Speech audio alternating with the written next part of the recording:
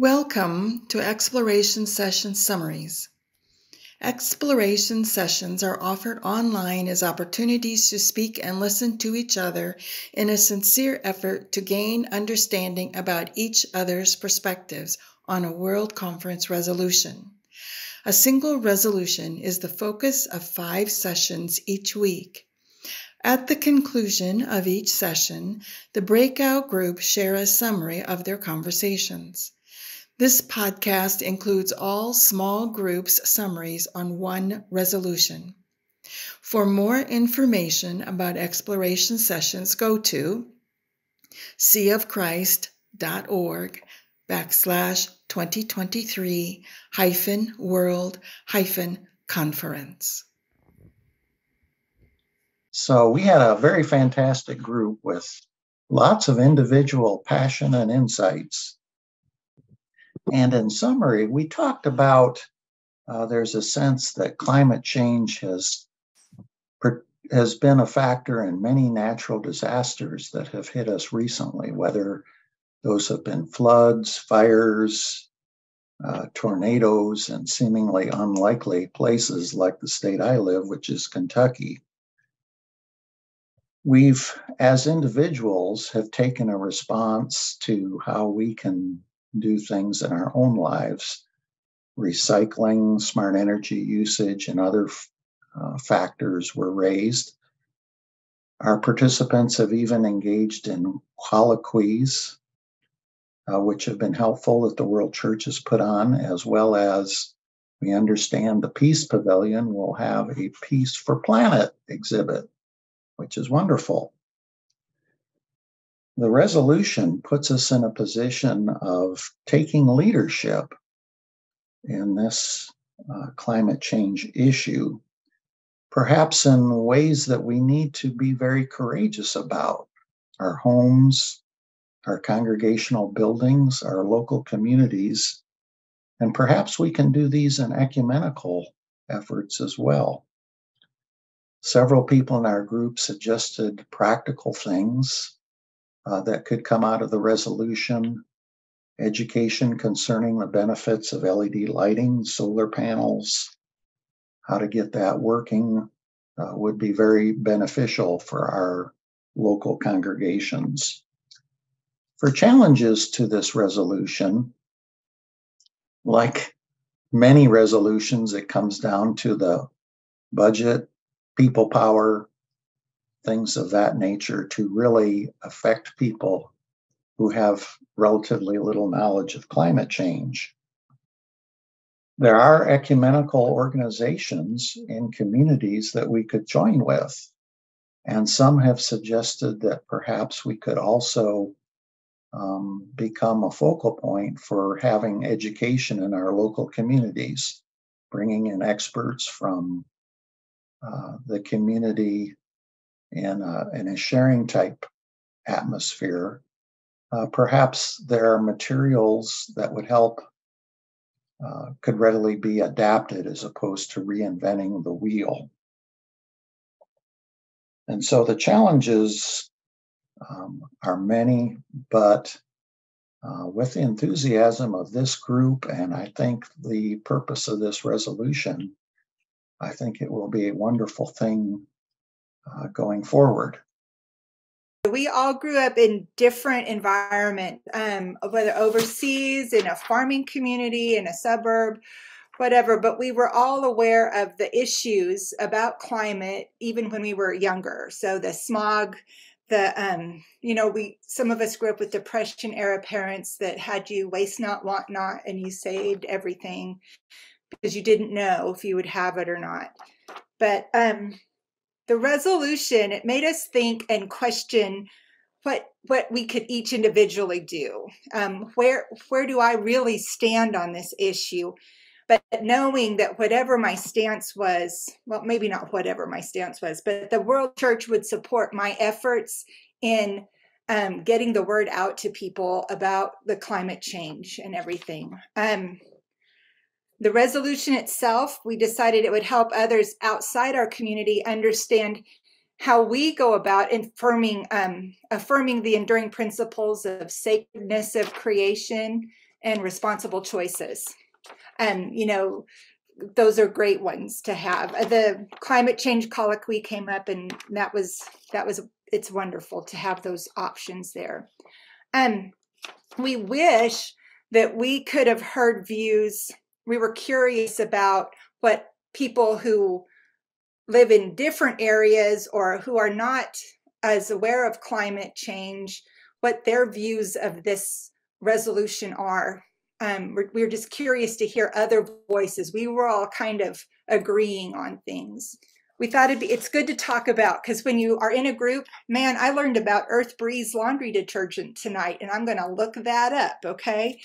We talked about washing dishes at retreats instead of doing styrofoam or paper or whatever. Just all those little things. When you visit with each other about things, you learn other ways of doing things. For our group, one of the big things that we noticed is that we believe that we saw the effects of climate change throughout our whole lives, not just recently. And our experiences were our own that shaped our perspectives, and also the experiences of others that we've heard. The legislation has created a focus which may lead to increased actions, increased resources to solve the problem of climate change. However, taking this stance could cause disruptions in relationships in congregations, or maybe even conflict. And so that's something to keep in mind in how it impacts our communities. Some challenges we had is that despite the word emergency, for some of us, we didn't feel that there was sufficient changes in the legislation to really match that word emergency. And the statement can open up opportunities, but it can also create challenges. And in our global denomination, even a small change in one area can really affect our whole body, and vice versa. So that's something to keep in mind. And our insights came from sharing stories with one another, and we're excited to continue to do so. Our group kind of started out by recognizing that none of us in our context seem to be dramatically impacted by climate change personally, by virtue of our location or whatever privilege we might have. But we have seen the impact, we've observed it over time in our lifetimes. And we all have kind of expressed concern for the people who are impacted more directly by this climate emergency.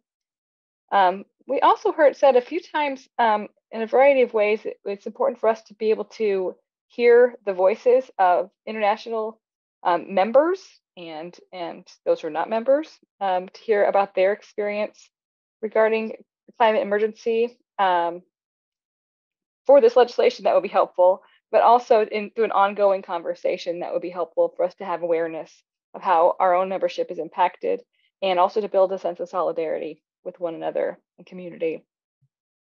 Some things we wonder about are the details. We think it seemed pretty generic, very broad suggestions to encourage the church, but we wonder what that would look like more specifically. And we recognized that that doing this or any type of ministry will cost in dollars, in energy, and human resources. So it's important for us as we approach this to consider all the variety of ministries that are important for the church to do. Is this one that is that we want to invest those resources in? Is it a priority? And I think we recognize that it is indeed, if it's an emergency, it is worth investing in. At the very least, this legislation is encouraging us to become aware and to have the conversation. And that's a great starting point, we thought, to move us toward action and give us more creative ideas and insights of what the possibilities might be, and also to build a sense of community and encouragement in that way. So we know we're not alone, but we are a couple 100,000 strong, or however many of us there are in community of Christ. A couple other questions. One, we wonder what it specifically means to declare a climate emergency. And two, in looking at this, we were surprised to see that the Earth Stewardship Team has been functioning since 1992, and because we don't know as much as we would like about what they've been up to. So I think that's a good summary. I hope I haven't missed anything. We were pretty much very similar in our personal experiences. We talked about our families, our churches, congregations, our affinity for the natural world. A lot of us were very similar in that. Doing readings, participating in other organizations, personal choices we've already been making for a long time to try and improve the environment. The number 2 question issue, we really came down on the complexity of finding agreement among people. This is going to be really difficult.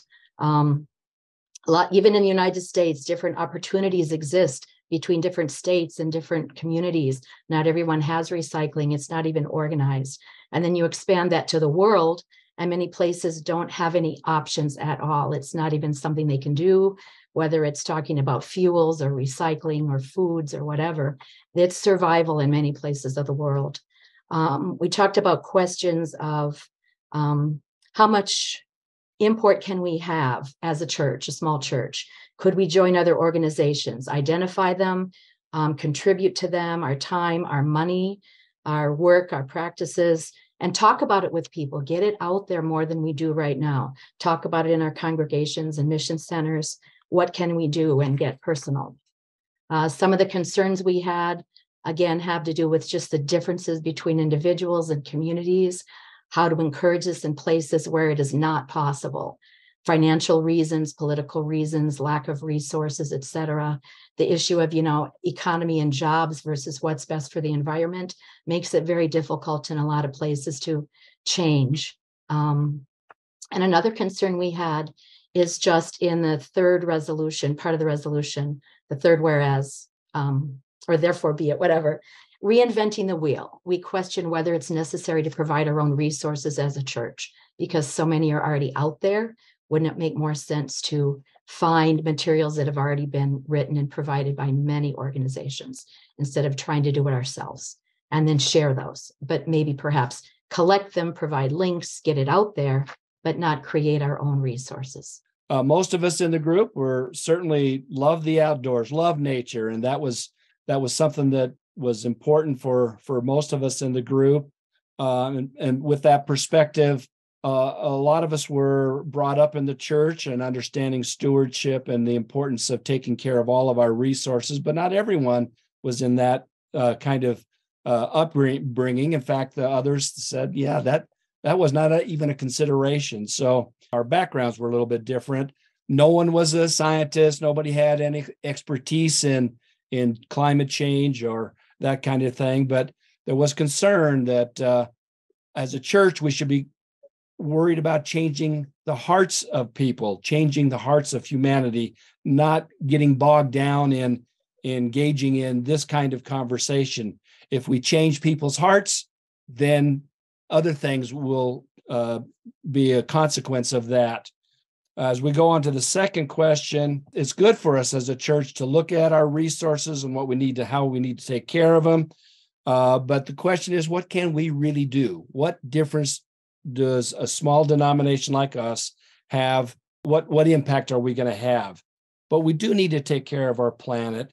And this might help us give some direction, realize that we have a carbon footprint, and maybe we can talk about that. And maybe this will encourage us to have conversation about it. But it was also the feeling that maybe a statement from the leadership is sufficient, and a resolution like this maybe not have as big an impact as a statement from the leadership would be. But we do need to take a stand as a church. And finally, when we get to the last part of it, we acknowledge that the resolution has some vagueness to it and some difficulty in language, particularly the word emergency, but that creates problems in how do we respond to the resolution? What does it mean to have a climate emergency?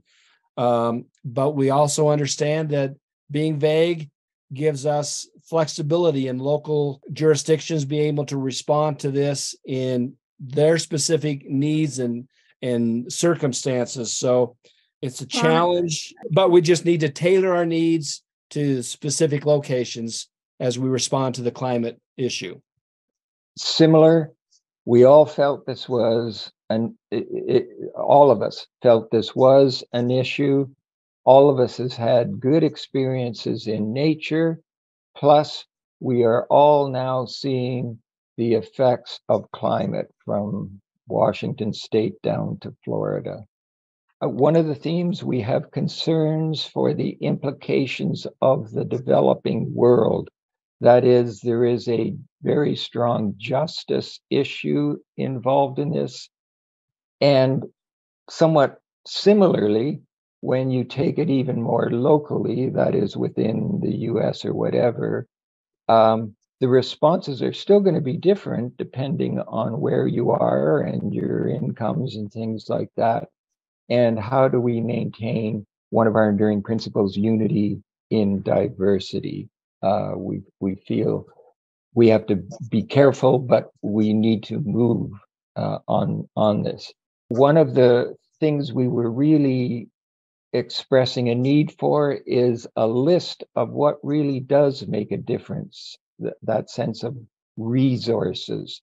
Well, whether it comes from the church or has been mentioned that it's a very good idea to join other groups. So a good ecumenical step. So we don't reinvent the wheel. Good stewardship seemed appropriate, and part of that was the notion of simplifying, which is just a general notion out in the world these days. Simplifying our lives and things like that might be a good approach. We need to be open to new insights scientifically and things like that, because whatever's right now, it could change. And finally, it's never too late with God.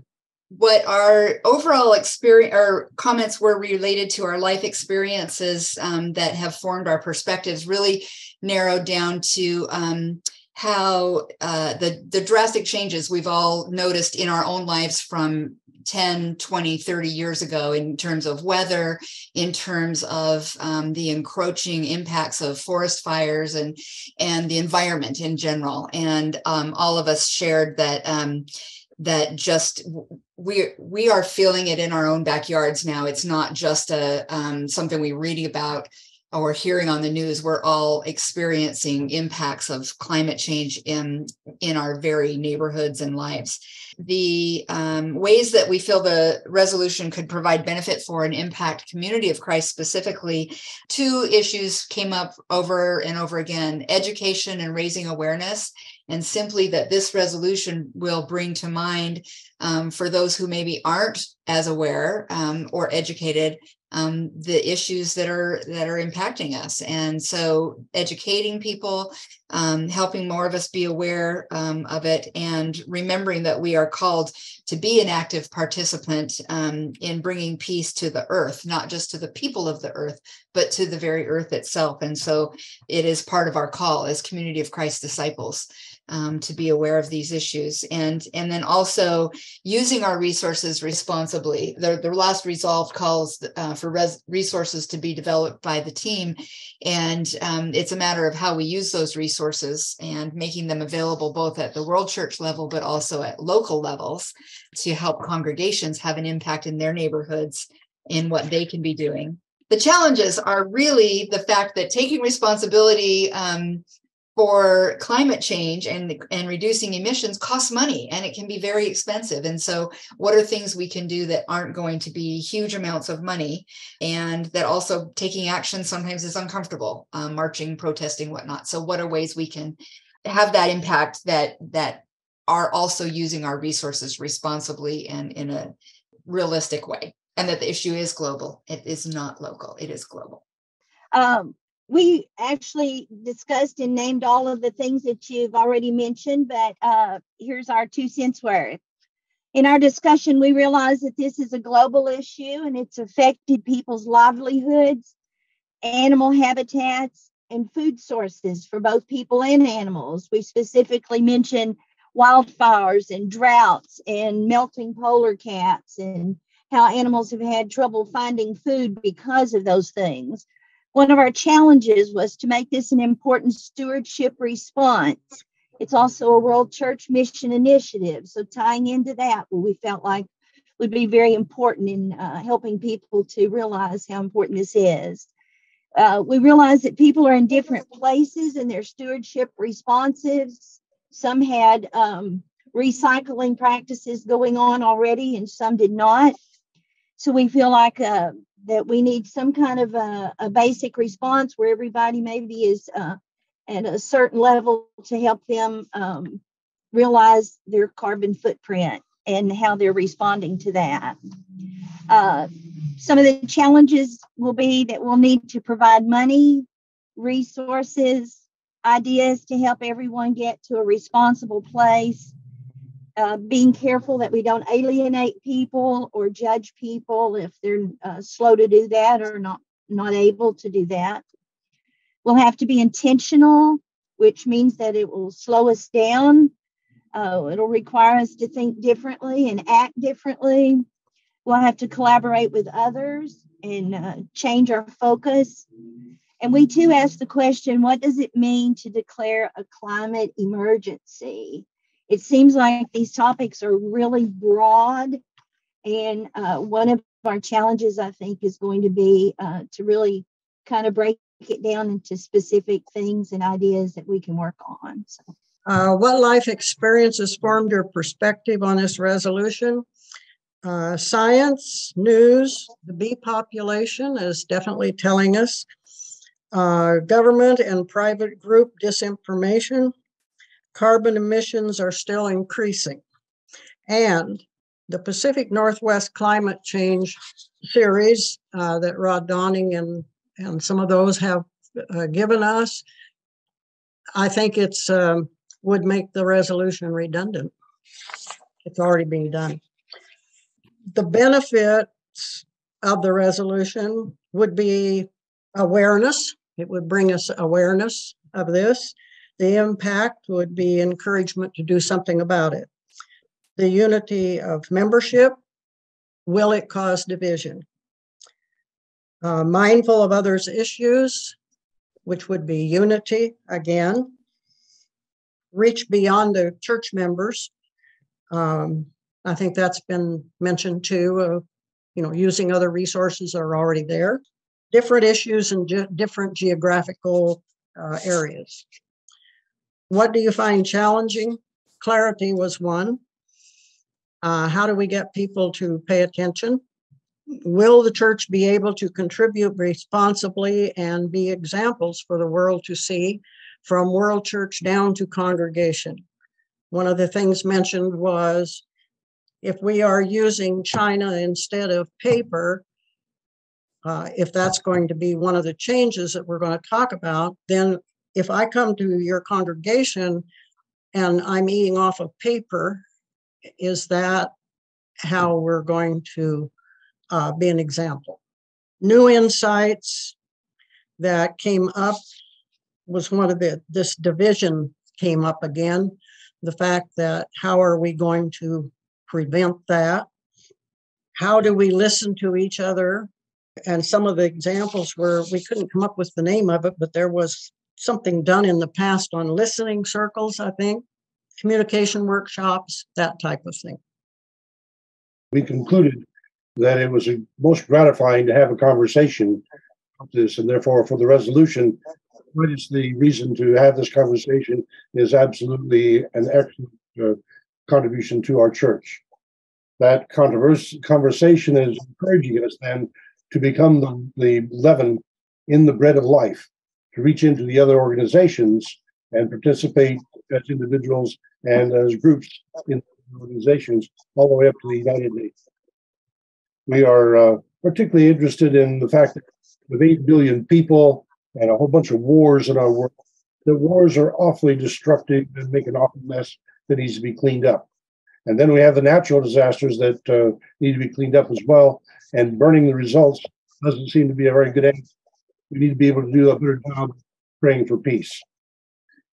We have need to address many of the heating in our churches, being able to get more solar panels in our churches where that's appropriate would totally make sense. And that counts especially for a world church headquarters. Temple building has an excellent place for solar panels that aren't there yet, and ought to be as a demonstration of our world church orientation toward this issue. We have the need to be recycling batteries and the need to put off light.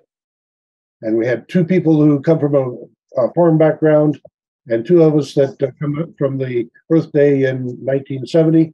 Two of us that have that are in the process of buying a solar vehicle. So, our group is moving in the right direction. And again, echoing a lot of what was there before, with an understanding that in the past, when weather went bad, farmers suffered and you lost a crop or two. Today, with climate change, lives are being sacrificed. So it's no longer just a financial distraction. It's people are dying because the power grid dies, floods, storms, you've seen it all in the news. And so the entire earth is suffering. We recognize that. The coral reefs, the forests, the floodplains, everywhere is impacted. Most of the folks agreed on the resolution as it was written, but then again, we're bringing the layman's understanding, not professional climatologists. And so we understand there's an urgency, an emergency that needs to be addressed. A lot of response ties back to finances, whether it's the individual family finance or congregation or mission center. Do we have and do we want to spend our limited resources in this way to help make big and small changes? We talked also about solar and the importance of that and the growing availability of that, even to the point of considering moving some of our activities outdoors.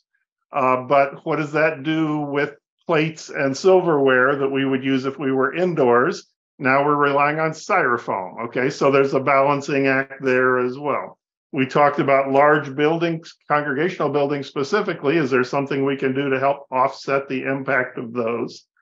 And even at World Conference, we're bringing thousands of people to Independence, and we're going to have 1, 2, or 3 people in a car all running around spewing out fumes in Independence. Is there carpooling or other options that we can do there? Even combining congregations. And so the church does need to be challenged. We need to have this financial dialogue to figure out what's feasible.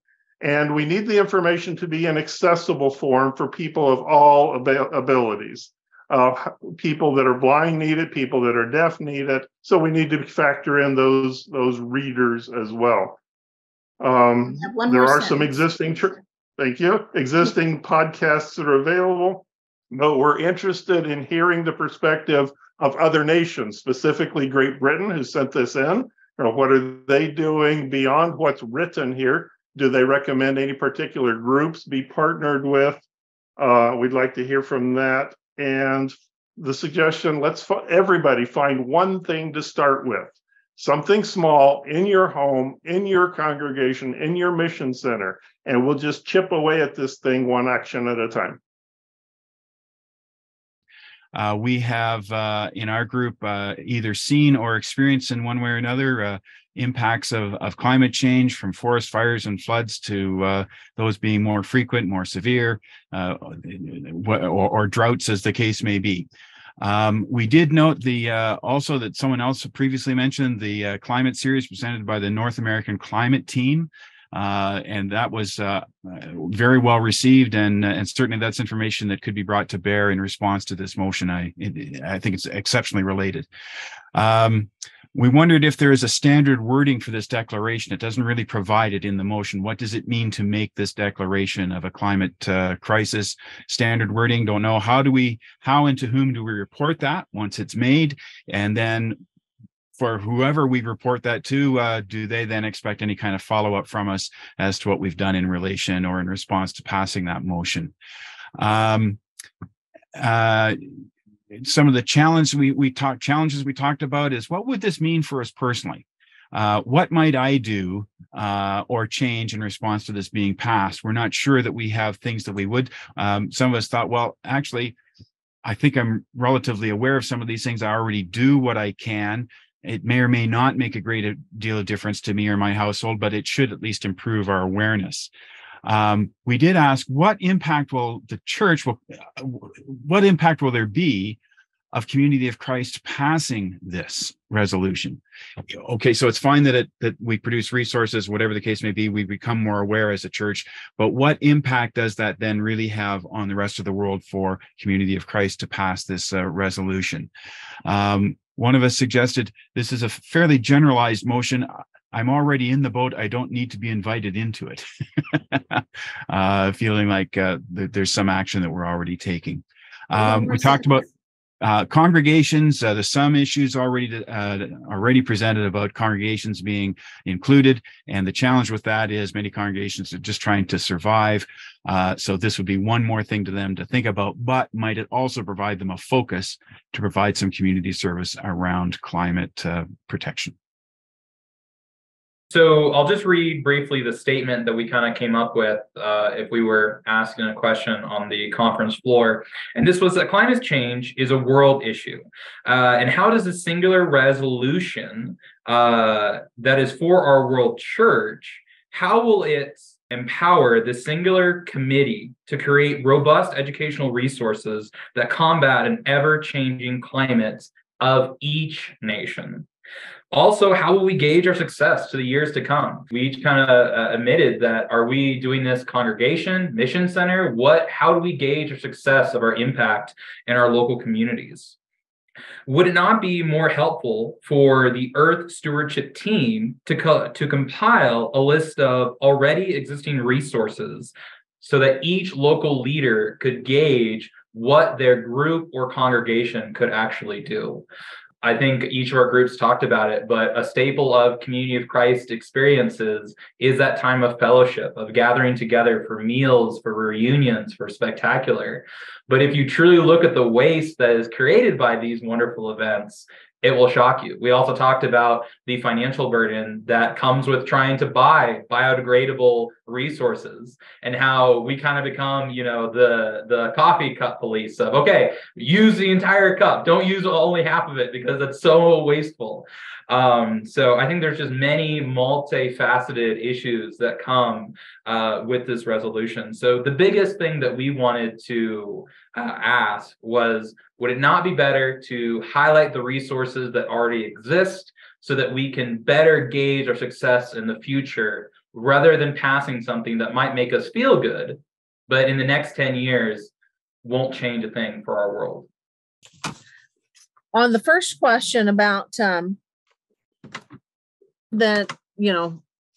life experiences, I mean, we said that we're aware of it through the weather reports and the information about what's going on.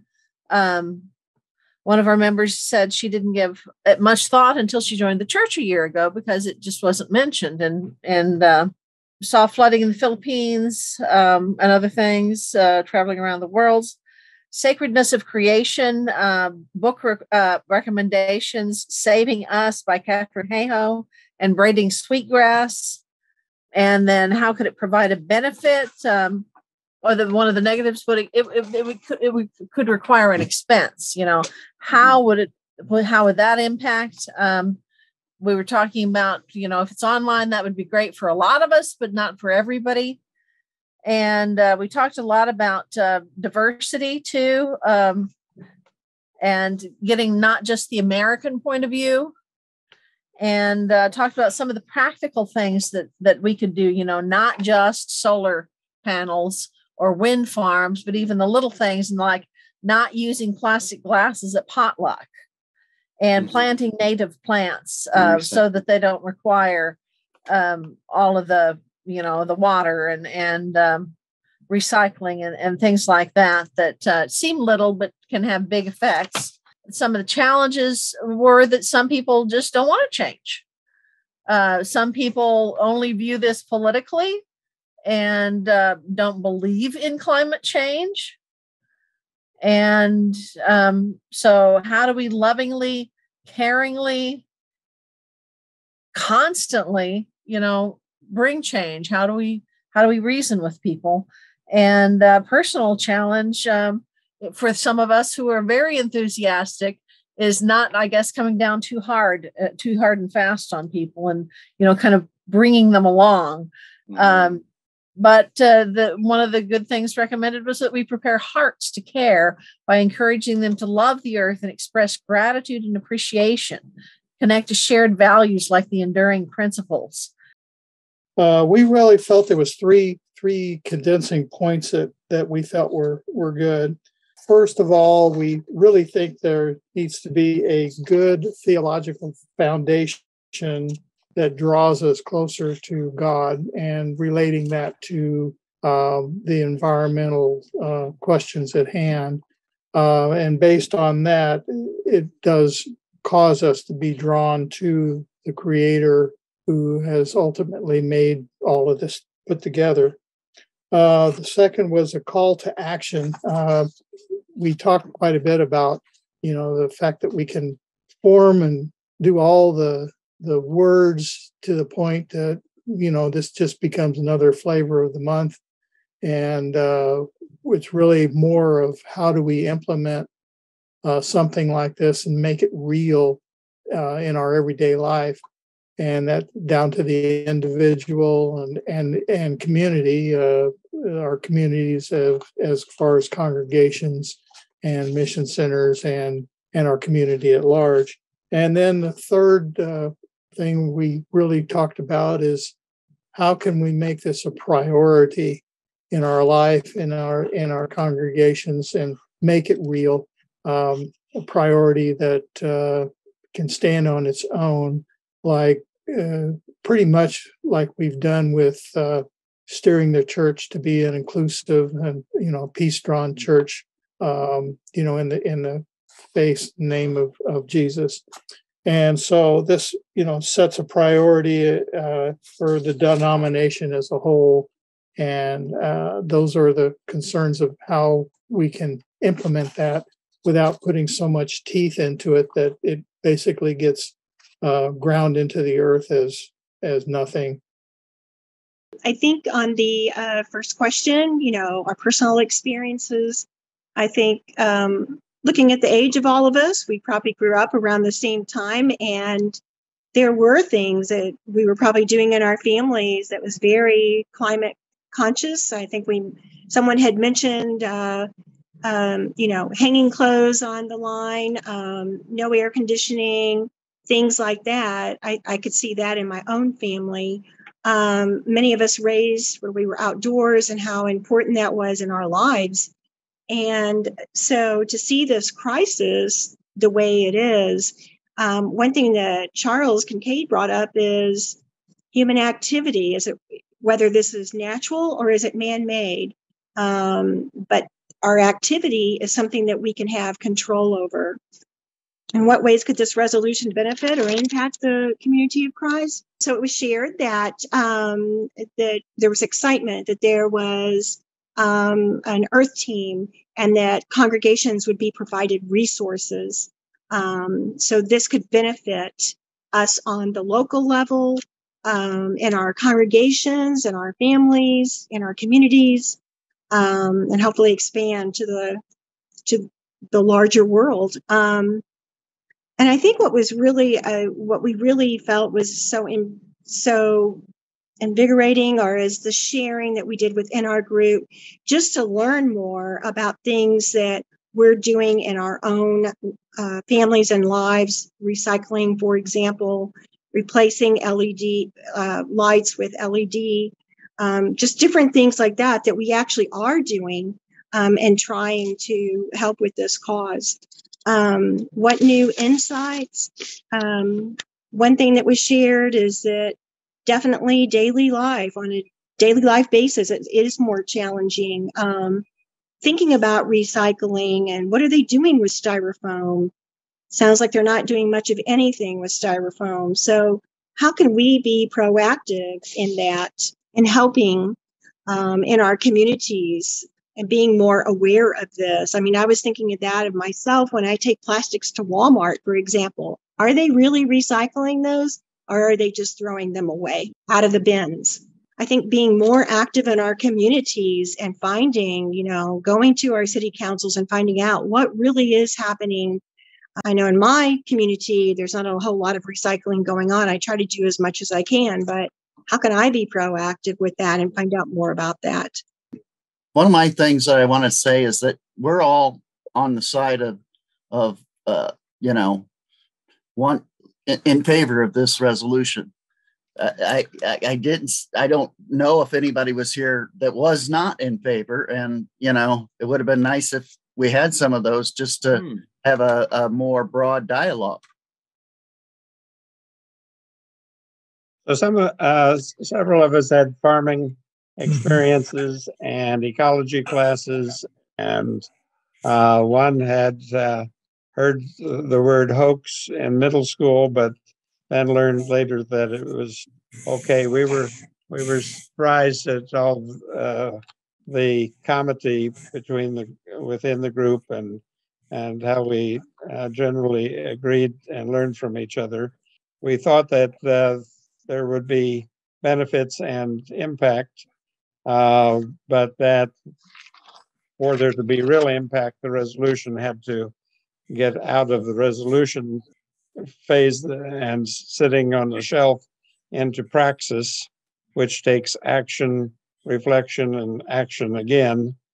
We thought the children might be a key to opening things up in congregations and in mission centers, and that the kids would like to have something real to do in the church. So this might be a time when they could really be used. We were aware that the global south of the church is affected the most. We thought that getting into the action would be a good point for the church and would express some leadership within faith communities, although there's some others who are already in it, some are not. Community gardens might help that churches could have. It does add maybe some additional work for volunteer leadership, and we have to overcome me-ism.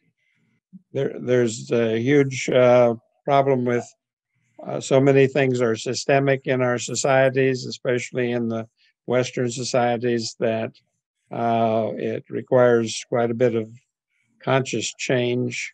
But one of the things that the church has is we have stewardship principles and ideas of needs and just wants, which kind of runs counter to happiness is best on success and consumerism. And that would help move us in that direction too. We're excited at the positiveness of our group.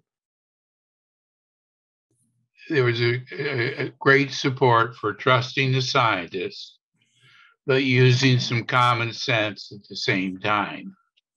And so that was a general theme as our first breakout session.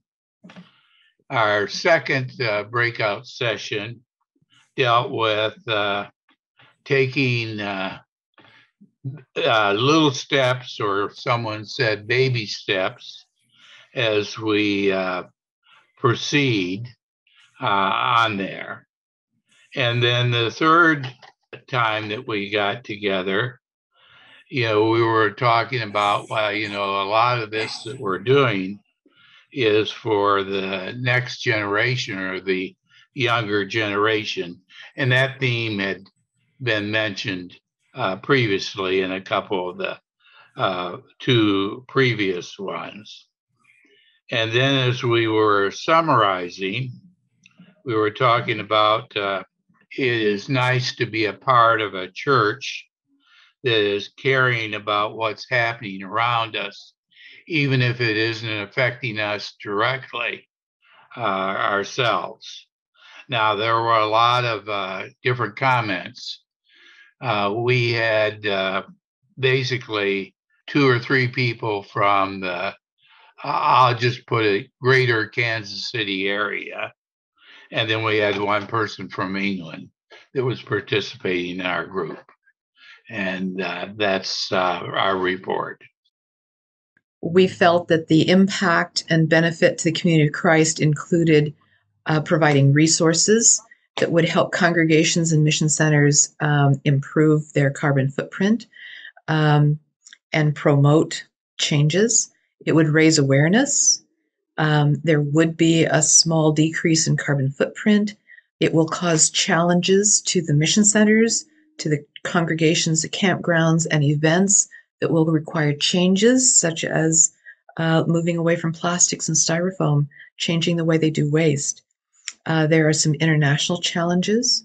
The idea that this is part of our stewardship, and that we each are building our own peaceable kingdom in response to that stewardship and the challenge in Genesis. And if you want change, you have to build your peaceable kingdom to be what you want it to be. And that's the responsibility of everyone. What's challenging is that it doesn't go far enough. But if it goes farther, it has more action steps in it, it will probably get voted down. That's a paradox that we have to deal with. The vision of every congregation, mission center, and jurisdiction being involved is a wonderful vision. Probably will not happen, but it will encourage some to get more involved. And it doesn't address eco justice, that the most impacted are those that are the poorest and the least culpable. It's a hot topic, hard to handle, and we need to be prepared for that. It requires money that we probably don't have, the cost of resources, translation, distribution. One of the challenges is getting our youth to step up, and we hope that there will be young people who are delegates. And then there are no suggestions provided yet for how do we reduce. And we need system advocacy. One of the questions that occurred was about Earth Stewardship Team. What is it? How was it formed? What is it doing? And I was able to explain that a little bit in my group. And then the question about, are there other groups that are not attached to World Church? And I did mention the North American Climate Justice Team that is doing webinars and educational and awareness raising. So again, if you want change, build your peaceable kingdom. So throughout all three of the breakout sessions and the different questions that we focused on there were two main themes that we really felt came out. So first, we talked a lot about the enduring principles and how important those are in our lives and in our decision making. And we felt that this legislation really helps us to align those professed beliefs and the enduring principles with actions. And then the other big theme that we had related to, I think somebody else said baby steps. So we talked about micro changes and how we can make small changes in our local communities that then have a larger impact. And so this legislation supports us in doing that rather than having to make, we can't necessarily impact the big global changes, but we can do the small things in our area and make a statement as a result. I think everyone in our group was generally supportive in principle with the resolution.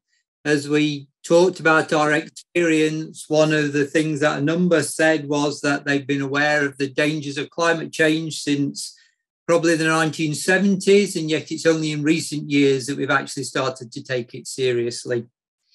Some of the benefits that we saw was that it gets the conversation going, and that's really important. We felt that it was important that our church had a stated position on the issue of climate change, and this provides that. And that enables us to align with other groups so that we can be part of groups that can make a big impact. One of the topics that kept coming up was whether it goes far enough or whether it's too soft. But generally, we came to the conclusion that actually it goes exactly far enough. That if we were to mandate change, then that probably wouldn't happen. And it would not be fair to some of those nations who are being impacted by climate change, but are less in a position to make changes. The third resolution, there was a question as to whether the resources will be available to develop what it's asking for. So we see that as important, but concerned about the money that would require and the way that could happen. We felt it gives permission to peaceably protest, but it does raise the question of what is peaceable protest and what isn't. There's the challenge of how logistically we move this out into our mission centres and our congregations, so it really makes a difference. And finally, one of the things that we talked about was whether we were representative of the church at large, that we recognise most people here today are here because we feel we do need to do something about climate change, but we don't know whether the church at large feels that way or whether they're apathetic or negative to what this resolution is about. I don't think we really formed a clear summary other than the ideas really that education, we need to educate and find a way that we can truly communicate that we have an issue for the world to have to deal with. So communication, education that way. We listen to people who have worked in environmental fields, agricultural fields, disaster workers. We talked about just life observations of weather, the polar caps decreasing, the reports of the weather community or climate community telling us what's going on, but then we have the battle of those refuting what was shared, so we have this political battle going on. So we also need to figure out a way to support political leaders that work within climate change movements. Brought up that in the Campus Ministry Center in East Lansing, where the students that were living there were taught recycling, and there was a program set up and people had to do this, and there were weekly recycling duties for people. It was education that needed to happen. We need to support local environment actions by volunteering, giving money if possible. Congregationally, we need to be figuring out what we can do congregational. One person brought up that years ago, everyone used to wash the dishes after dinner. We didn't have paper plates. Everyone washed dishes and the cups and all that stuff. And then we went into the paper trash kind of world that we need to kind of reevaluate. It takes effort, going to recycling centers, buying into the recycling and climate needs and actually committing, leading by example. And so the other thing is this resolution is great. It gives us ideas. It brings it to the forefront. But we also can't wait for the world church to try to lead us because this is going to take us a while. So we need to be figuring out what we can do locally in the interim to help the world church. We talked about the impact being extreme weather events, including the church being used as a place for people who've been evacuated from fires, has happened in the last few years. And just noticing that the glaciers on the mountains are smaller, that weather patterns are changing pretty significantly, and that what we consider to be bad weather is more extreme. So there's more extreme heat, more extreme snowfall, more extreme wind and rain events, hurricanes, tornadoes, flooding, all that kind of thing. We talked about how having this declaration will help our congregations and our mission centers keep the topics in mind, and how we can start to incorporate some of those things that are earth friendly into our practices. We also had the conversation about using paper plates instead of the dishes that are neatly packed into our cupboards at church, and having people stay after and wash them. And we talked a lot about Zoom helping people stay connected without the need to travel to be near each other, and how helpful that's been. And also just educational pieces, which corporations have more earth-friendly practices, which ones are really just not good for the environment, and how do we make individual choices with that knowledge? And then we talked about the struggle of moving into the political arena while we're still doing those individual and congregational activities. And with the political arena, we talked about the political needs of each of our areas being very different, with some politics impacting one area much more significantly based on a piece of legislation or something more than it would another place. And so how do we as a world church get into that arena in a way that's respectful to the experience of all of the members who come from a lot of different places with a lot of different economic realities? So on the first question on the life experiences, we had a nice variety of responses. A lot of it circled around the environment, becoming aware of issues with declining wildlife, with less snow, more wildfires in our areas, crazy weather in general. Also, we had one member in the group that grew up with little electronic equipment, and they realized that having all the conveniences now may come at a price, or does come at a price. And so what does that mean to us nowadays? Exactly. Then the benefits and impacts of this resolution. We think that it would raise awareness among the members even more than maybe members already are aware. It would maybe help people to become multipliers in their own areas, in their own communities. It also means that we live what we preach, because we have the sacredness of creation, the enduring principle, and here is something tangible that actually that's what we mean with that. And also we appreciate that material would be created, or existing material would possibly be revised to make it more available to people, hopefully also in other languages. And yeah, the benefits also are that it's a clear message, and that we show support to other groups in the world that already work towards helping with climate change. And the challenges that we saw are, how do we put this maybe a little bit general resolution into actions, actually, especially in our own areas. World Church is one thing, but how do you take this down to your mission centers, to your congregations? How is it going to happen? Is there a timeline? Are there specific, rules we have to keep to? And this is along the same line. How do we deal with deniers? How do we encourage people who are not convinced yet? How do we help people to fall in line? And the big one was, what is the cost of this? For instance, decarbonizing a home, a church building, that's going to cost a lot of money. Who is going to be able to pay? Or how are we going to pay for this? And the last thing, meeting electronically is good, convenient, and nice, and it will help with climate change to some degree.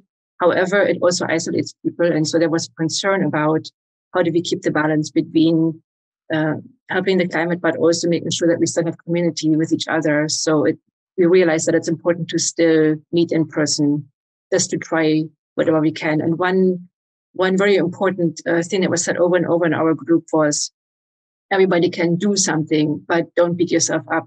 As long as you're doing something, that's a good thing. Nobody's perfect, and the world isn't perfect. And so, everybody should do what they can, but don't kill yourself. Like many of the others grouped, we first discussed the question of why classify as an emergency. That wasn't as discussed, I'm sorry. But the other was discussed about there was a variety of education or experiences.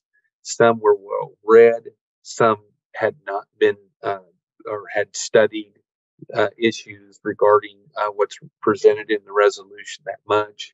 Some had a variety of experiences, from being on boards of city, considering recycling programs, to being leaders in congregations and facing the question of what material to use, and trying some experimentation with that away from paper, styrofoam products.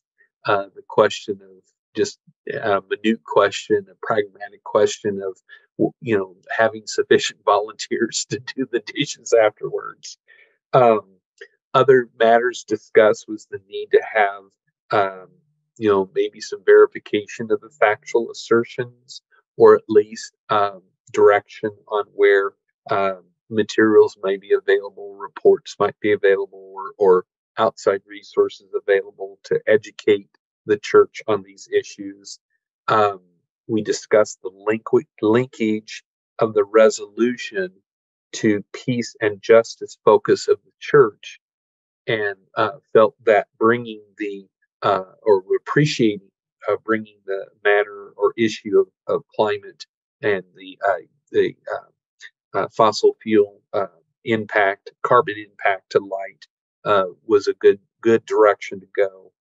And then I think our group really liked the last resolve that called upon resources to be developed to assist leaders and individuals in identifying the ways to reduce the carbon emissions. Well, we started off our session by reading the resolution, not all of it, but we did look at the whereases and the resolved, because there was some discussion about exactly what this resolution was about. And then the next question that came up out of that was, in the first resolve, exactly who are the groups that were mentioned in that one. That kind of just floated. We didn't do much with it. We think we know, but that we don't have any ideas specifically, but there's probably in the background who some of these other groups are in there. Our overall discussion seemed to concentrate on recycling by personal, congregation, state level, the impacts of recycling and the difficulties in different locations of recycling. Some places don't have recycling at all. Some places, if you want to recycle, you take it to another place. Another, you could do it at home, but maybe the bins are different and things along that line. So recycling was important. Cost to improve our facilities, even home or congregations, came up, where is to improve these to be climate friendly could be very costly for congregations. We realize that the responsibilities are our own to start off with, and then to educate and to share respectfully the process and the thoughts of improving our facilities and the way we work our lives through alternative energy, solar panels, etc., automobiles and things. Mindfulness of and being aware of what is around us and what we can do, because we can do some things, but we can't do it all by ourselves. And it's more of an educational process of reaching out and talking to our local congregations, maybe our neighborhood, sometimes our families, the local level government, organizations there, state, and pushing it on up to nation and worldwide, so that we know that we are making an impact in our own little way. Change is hard, it is difficult, and with that in respect, that means that we need to be mindful and respectful of those who are not quite thinking about climate change like we are when we see some of the effects that are happening. So it's having these discussions, but being respectful and understanding, not being negative, being positive in those discussions. And eventually, if this is the local congregation or mission center, being able to bring recommendations for change that could be done, keeping in mind cost. Some things can be done at little cost. Others are going to be very expensive. So we have differences of community in recycling. It's our actions to take, but it's one step at a time, and it's being listening respectfully, discussions, conversations respectfully, and understanding that not everybody thinks the same, and you don't have to, but we need to reach a consensus of how we can move forward.